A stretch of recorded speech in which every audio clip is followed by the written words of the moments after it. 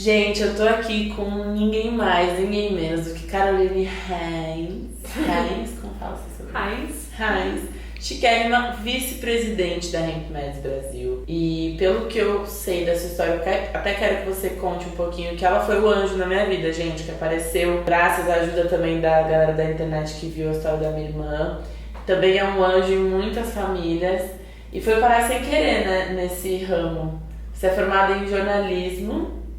Super sem querer, foi de paraquedas, assim. Eu sou formada em jornalismo, trabalhei no audiovisual, cinema, televisão, e eu fui morar nos Estados Unidos por uma insatisfação um pouco minha do Brasil. Eu sempre tive o sonho de ser mãe, e aí eu fui fazer um MBA nos Estados Unidos de entretenimento, né, marketing de entretenimento, que era a minha área. Daí eu fui para Los Angeles e vi que não era o que eu queria, que eu não gostava daquela cidade, que era muito superficial. E antes de eu ir para os Estados Unidos, eu fiz alguns exames para ver se estava tudo certo, né? Porque a gente está para um outro país, que não é a sua língua, você não sabe como é que é questão de saúde, nada lá, né? Como se faz. Daí eu fiz alguns exames e eu descobri uma coisa não muito legal, mas, né, você vai deixando passar, que você também acha que, tudo bem, nada demais, né? Enfim, e aí quando eu cheguei lá, eu fiz um outro exame e essa coisa nada demais tinha piorado um pouquinho. Eu conversei com a minha família e tudo mais e decidi esperar um pouco, porque o procedimento que eu tinha que fazer tinha 1% de chance de eu não ter filho. 1% de chance não é nada, né? Mas pra você já era muito. Eu não queria ter esse 1% de chance. E aí eu falei, então deixa, tô muito ocupada aqui também, né? Com um novo país, estudando, nova língua e tudo mais. Daí eu fui repetir o exame, acho que foi depois de uns 3 meses. E a situação não estava muito agradável. Eu, inclusive, passei 2 situações bem desconfortáveis, assim, de hemorragia, que eu estava num lugar e que eu, sangrava, assim. Foram 2 situações bem desconfortáveis, deu não esperar. E aí, aquele procedimento que eu não queria fazer, já nem dava mais, eu tinha que fazer um outro procedimento, que era realmente a retirada. Eu tava com células pré-cancerígenas no colo do útero, então eu tinha que fazer a retirada de um pedaço do útero. Do pedaço do útero. E para esse processo você não pode ter nenhum tipo de contraceptivo. Isso, contraceptivo. Nenhum tipo de DIU ou nada. E aí eu perguntei pro médico, então como que vai ser isso comigo? Eu tenho alguma chance de ficar grávida? Como que é o processo do antes, durante e depois? E aí ele falou, não, você vai fazer essa cirurgia, é uma cirurgia, não é invasiva, né, de jeito nenhum, 2 dias de repouso no máximo e depois você tá fazendo normal. E isso tudo lá em Los Angeles. Em San Diego, na Califórnia. San Diego, E aí ele falou assim, mas grávida no mínimo 8 meses. Então não se preocupa. Eu fiz a cirurgia em junho, julho, foi início de julho e final de agosto eu tava grávida. Pra sua alegria. E aí nesse meio tempo foi uma coincidência da vida, né? Porque as coincidências, né? Eu acredito em coincidências e acho que o universo tá mandando mensagens pra gente o tempo todo. Um amigo de um amigo em comum do Facebook, eu vi a mensagem que estavam procurando pessoa que falava em português, né, nessa empresa que estava começando, nem sabia que era canabidiol. Eu falei, tô aqui, eu preciso de um emprego, né, acabei de chegar no país. Daí eu fui olhar a oportunidade, me interessei e falei com o meu amigo, poxa, marca uma entrevista, né, com o seu amigo que está procurando esse emprego. Eu falei, olha, fiz a primeira entrevista, eu falei, eu topo se você me der o canabidiol de graça. Aí ele falou, beleza. Daí eu comecei a trabalhar na empresa, fiz o tratamento e aí, como eu falei, né, menos de 2 meses eu tava grávida. E a Alexia então você começou o tratamento antes da cirurgia. Maravilhoso. E aí você se encontrou e começou a querer ajudar as outras pessoas também. Sim, eu fui aprender sobre o que era, né? Então, assim, na verdade eu comecei nesse trabalho muito desapegada, né? Como se fosse um trabalho qualquer. E eu comecei na empresa como... Primeiro eu fazia social media, fazia Facebook, Instagram da empresa. Depois eu mudei para gerente de marketing.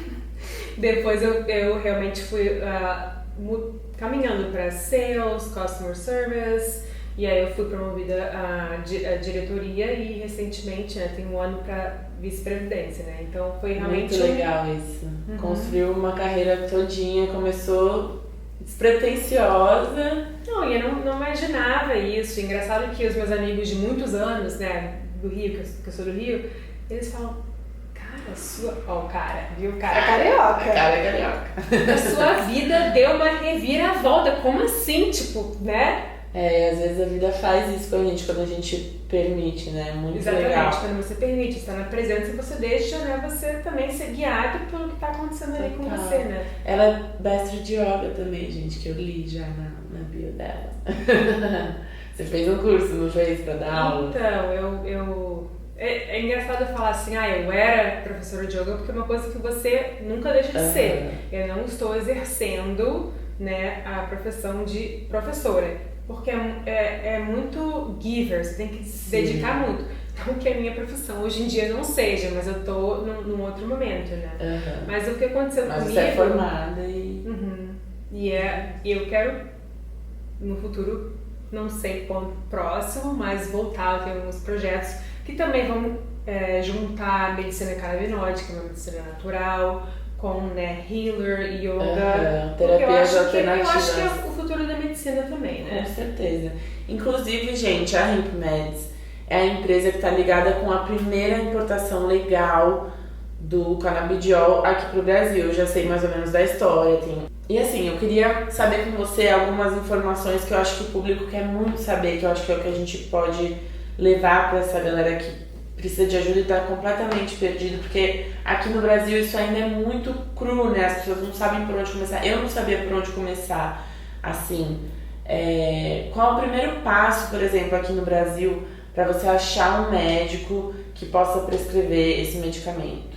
Tá vendo? Isso que você falou é uma coisa que realmente toca a nossa equipe e fazer o nosso trabalho ainda maior, porque imagina, né? Você tá aí nas redes sociais e tá com comunicação, um canal aberto, e como é que você também não tinha essa informação?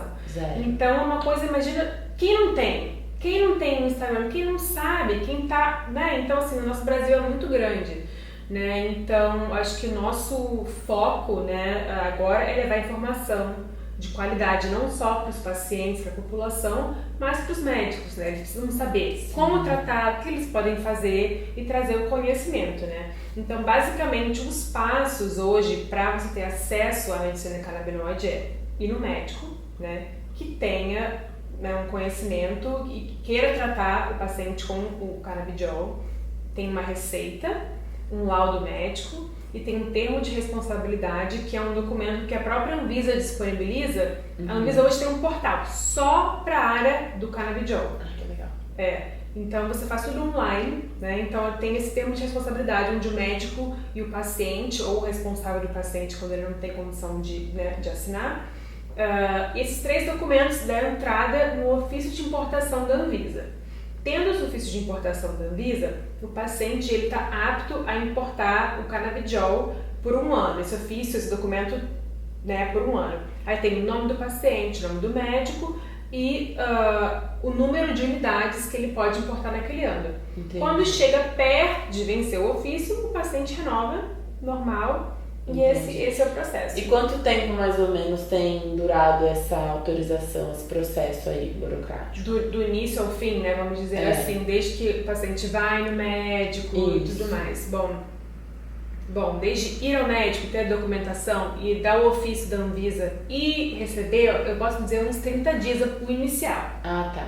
Depois, a Anvisa tem um prazo, né? Toda vez que o paciente faz a importação, de no máximo 15 dias úteis para receber o medicamento.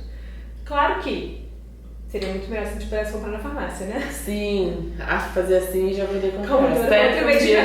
Como todo outro medicamento. Mas a gente está no processo, eu acho que... Lá na Califórnia é assim, o pessoal fala que quiser pode ir lá comprar.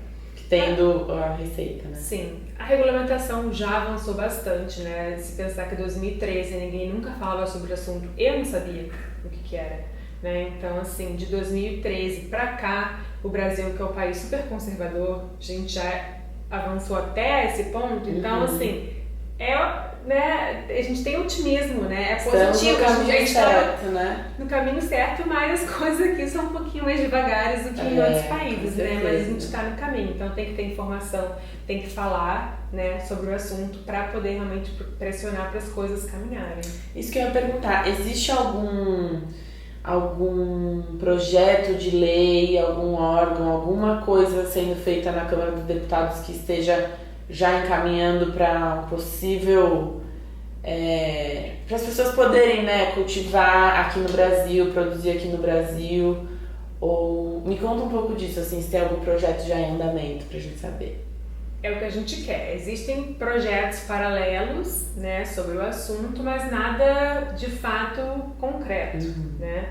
A gente está realmente criando um grupo, a gente está querendo trazer essa informação, explicando como que são os países no mundo hoje, né, por onde eles começaram, passaram e onde eles estão. Porque no Brasil hoje a gente fala de não regulamentação, a gente não tem nada, não é? Não, a gente não tem nada, a gente tem uma exceção que a Anvisa criou para que os pacientes pudessem ter um mínimo de um acesso, mas esse acesso é muito limitado. A gente precisa de uma regulamentação, como todos os outros países, né? Então a gente realmente tem buscando levar informação para quem precisa e quem pode, né, mudar a lei e ajudar, né, os pacientes de fato. E quais são os países pra gente citar? Porque são vários já, né? São vários com diferentes regulamentações, né? Mas Canadá, Estados Unidos, né? Obviamente, os Estados Unidos ele tem é diferente do Brasil, eles têm leis estatais, né? Cada estado tem a sua própria lei.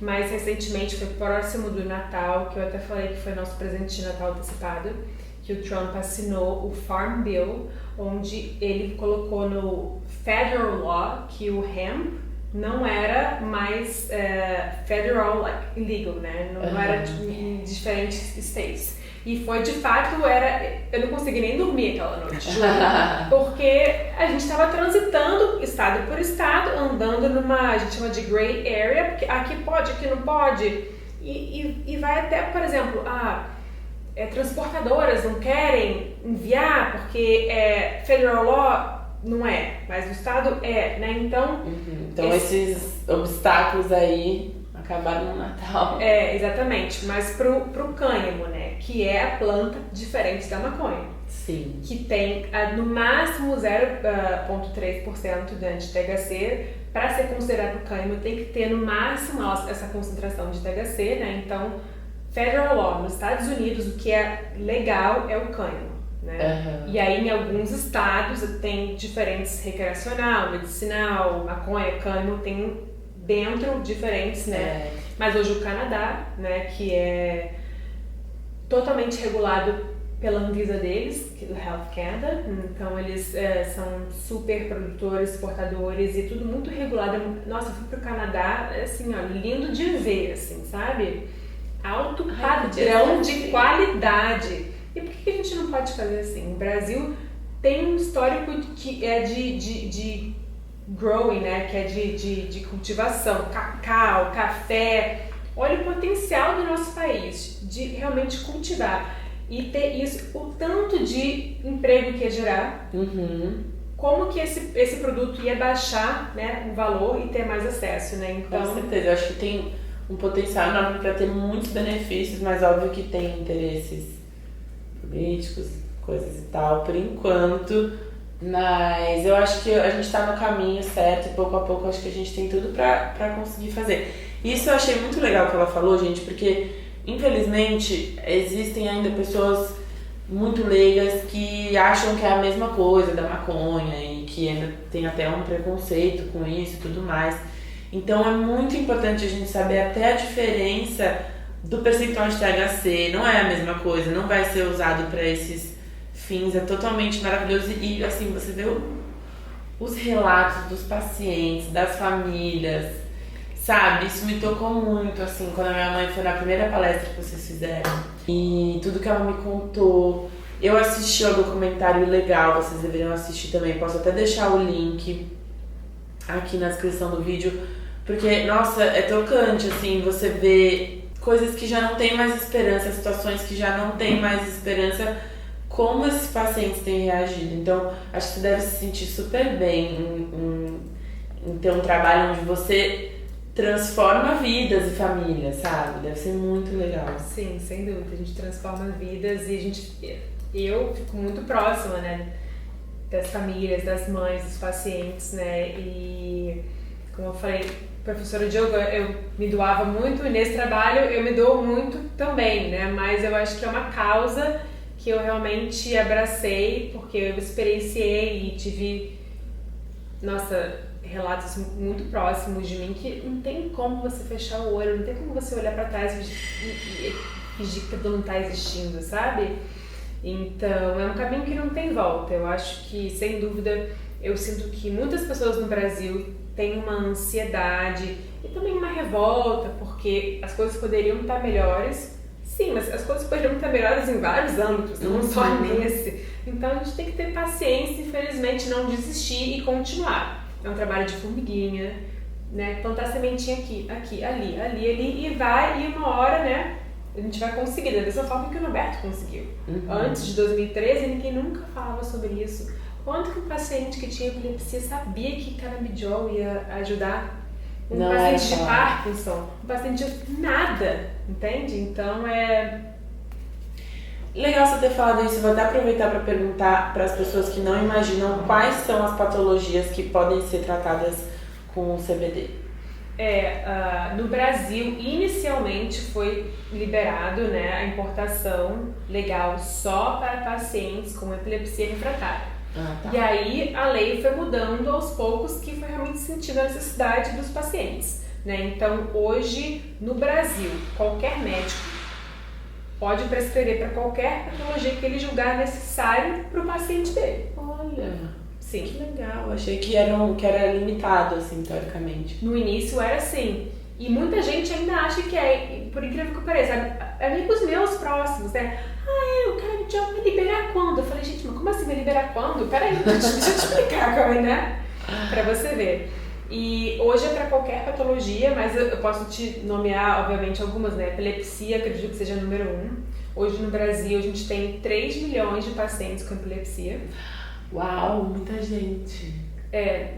No Brasil não é considerado como se fosse uma doença rara, pelo percentual, né, de população, de acordo com, né, o percentual de pessoas com epilepsia. Sim. Não é considerado uma doença rara.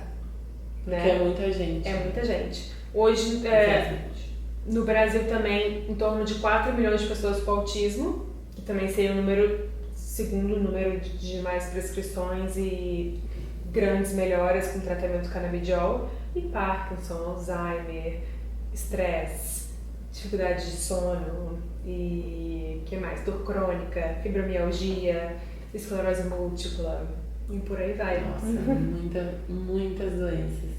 Que bom. Gente, acho que eu vou agradecer a Carol, acho que a gente falou bastante. Muito obrigada por falar aqui um pouquinho pra gente. Espero que a gente alcance muitas pessoas.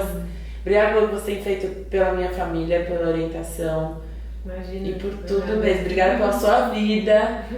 Continue fazendo sua missão na Terra, que provavelmente é essa. E acho que é isso. Se vocês tiverem alguma dúvida também podem deixar nos comentários que eu vou atrás dela e a gente responde depois. Obrigada. Bom, obrigada, amiga. Muito prazer. E é isso. Boa tarde.